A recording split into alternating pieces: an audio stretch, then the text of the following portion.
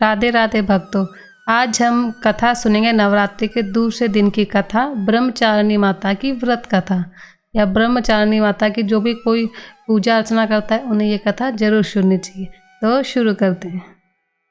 नवरात्रि के दूसरे दिन माँ ब्रह्मचारिणी की उपासना की जाती है। आपको बता दें कि ब्रह्मा का अर्थ है तपस्या और चारिणी का अर्थ है आचरण करने वाली, यानी तप का आचरण करने वाली देवी।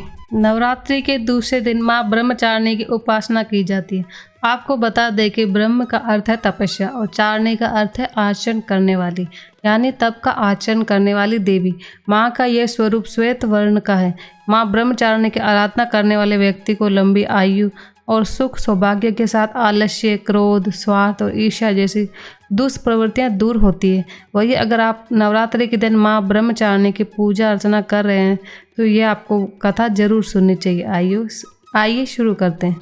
पूर्व जन्म में ब्रह्मचारिणी देवी ने पर्वतों के राजा हिमालय के घर पुत्री के रूप में जन्म लिया था। साथ ही नारद जी के उपदेश से भगवान शिव को पति रूप में प्राप्त करने के लिए घोर तपस्या की थी।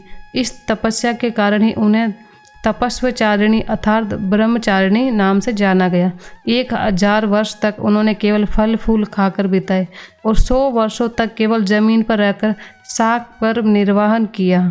कुछ दिनों तक कठिन उपवास रखे और खुले आकाश के नीचे वर्षा और धूप के घोर कष्ट सहे। 3000 वर्षों तक टूटे हुए बिल पत्र और भगवान शंकर की आराधना करती रही। इसके बाद उन्होंने सूखे बिल पत्र खाना भी छोड़ दिए। कई हजार वर्षों तक निर्जल और निराहार रहकर तपस्या करती रही। फलों को पत्तों को खाना छोड़ देने के कारण ही इनका नाम अपर्णा पड़ा। कठिन तपस्या के कारण देवी का शरीर एकदम क्षीण हो गया था। देवता, ऋषि, सिद्धगण, मुनि सभी ने ब्रह्मचारिणी की तपस्या को अभूतपूर्व पुण्य कृत्य बताया, सराहना की और कहा, हे देवी, आज तक किसी ने इस तरह की कठोर तपस्या नहीं की।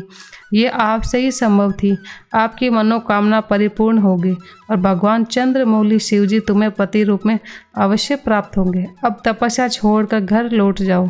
जल्द ही आपके पिता आपको लेने आ रहे हैं। माँ की कथा का ये सार जीवन के कठिन संघर्षों में भी मन विचलित नहीं होना चाहिए।